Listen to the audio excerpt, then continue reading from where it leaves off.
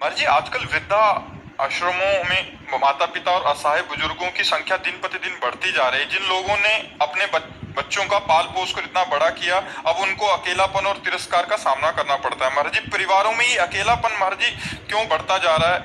सब कैसे स्वार्थ बुद्धि होती जा रही। परमात्मा आपसे क्या कह रहे?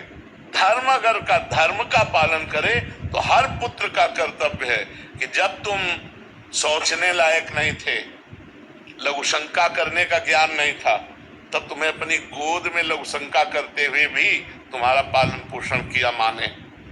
आज वही माँ बूढ़ी हो गई, बिस्तर पर शौच कर रही, अब तुम्हारा कर्तव्य है कि उसके शौच का प्रक्षालन करो, उसको खाओ पियाओ। देखो, हम कह रहे हैं अनाथालय में आप 20,000 रुपया महीना उनको भेजते रहो, तो भी जो तुम्हारा प्यार है वो उनको चाहिए। उस समय 20,000 रुपया नहीं चाहिए।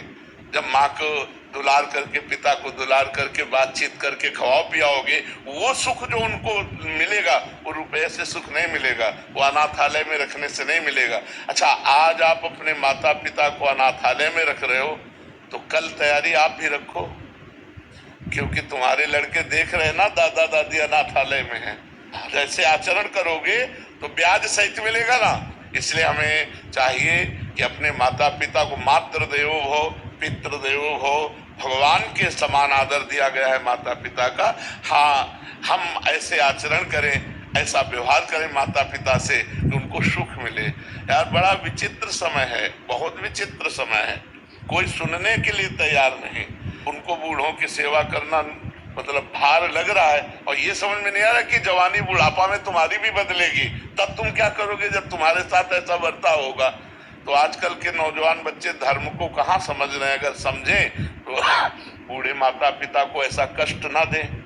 और प्राय ऐसा हो रहा है, सबसे ज्यादा तुम्हारा प्यार और सानिध्य चाहिए उनको। रुपया और भोजन से ज्यादा प्यार और सानिध्य चाहिए। तो आजकल बच्चे अपने प्यार को तो अपनी वासनाओं में बांटे हुए हैं, तो माता पिता की तरफ कैसे देखें। यही बच्चापन से बच्चों को आधुनिक शिक्षा के साथ आध्यात्मिक शिक्षा देना अनिवार्य है। यदि आप नहीं दोगे तो वही परिणाम आपको भोगना पड़ेगा, क्योंकि आधुनिकता में बढ़ते चले गए। अब वो देश विदेश रह रहे हैं, अब बूढ़े माता पिता घर में पड़े, कोई पानी देने वाला नहीं, और वो देश विदेश कमा रहे हैं। अगर कमा रहे हो तो जहां तुम हो वहीं अपने माता पिता को ले जाओ। तुम्हारे माता पिता तुम्हारे लिए भगवान, ऐसी भावना करो। पर बड़ा विचित्र है, कोई कोई मान रहा है, नहीं तो सब लोग जो है अपनी अपनी मस्ती चाहते हैं। जब बूढ़ा कोई खाट में हग रहा हो और उसकी कोई सेवा कर ले तो भगवान की अलग से आरती करने की जरूरत नहीं है, भगवान प्रसन्न हो जाएंगे।